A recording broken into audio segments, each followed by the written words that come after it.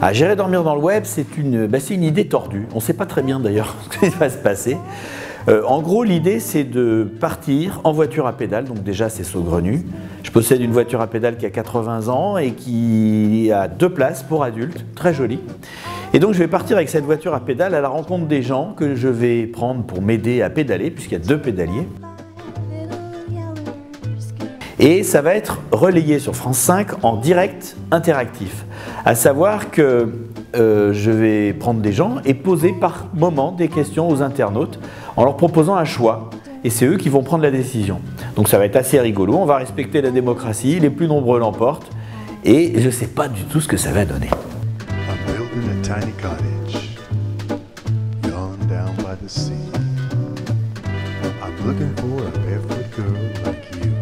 Moi, ce que j'aime, en fait, c'est les expériences. C'est changer. Alors là, évidemment, j'ai réfléchi aux différentes possibilités. Je ne vais pas leur dire qu'est-ce que je fais, est-ce que je me jette dans la Seine ou est-ce que je me coupe un doigt avec une scie. Je vais quand même cadrer un peu les choses. Mais je pense que ça risque de réserver, d'une part, des surprises et d'autre part, je pense qu'il y aura une intensité particulière due au fait que c'est du direct. Alors, moi, je n'ai pas vraiment envie de découvrir quelque chose des Parisiens, mais je risque fort de découvrir des choses. Ça, c'est la particularité quand on tourne de manière non préparée. Forcément, on est surpris par moment. Et sinon, ce que j'ai envie d'apprendre, c'est est-ce qu'un programme interactif en direct peut fonctionner, dans quelle mesure? Parce que, évidemment, j'aimerais bien un jour faire J'irai dormir chez vous en direct interactif.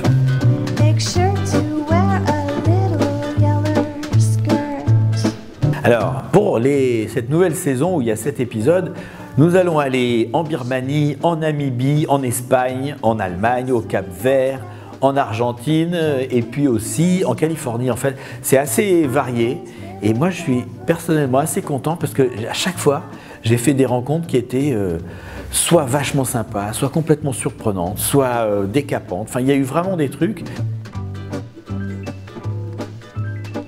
Dans les moments forts de cette nouvelle édition, eh bien, il y a une rencontre un petit peu musclée à Berlin, dans un bar punk, où je suis rentré un soir, et je sais pas, moi je leur trouvais des bonnes têtes, mais ça n'a pas été réciproque, donc je suis sorti avec du matériel un peu cassé, mais j'ai pas pris de coup, donc c'est l'essentiel, c'est quand même assez marrant. En fait, c'est un peu compliqué, parce que l'improvisation là-bas n'est pas du tout de mise, c'est très déconseillé. Donc, je ne sais pas ce que je vais faire. J'aimerais vraiment bien y aller. J'essaye de trouver une manière de mettre ça, que ça soit original et drôle, et puis que ça ait sa place dans la série. Mais j'y pense. Non, l'idée est que simplement, au départ, je voulais mettre la même chemise d'un bout à l'autre d'un épisode pour ne pas avoir de problème si je devais prendre un plan qui avait été tourné le lendemain. Donc ça, c'est un truc qui se fait relativement souvent quand on est présentateur de télé.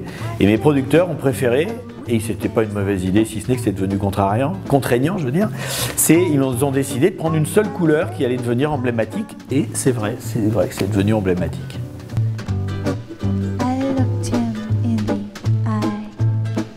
Bon bah alors ça, moi je suis pas prêt de recommencer. J'avais déjà essayé de fumer un pétard quand j'avais 20 ans, j'ai pas réussi parce que je m'étrangle. Et donc j'avais pas... En plus ça me manque pas vraiment moi, parce que la vie m'amuse, je suis content de faire ce que je fais, et surtout j'aime bien contrôler un peu ma vie.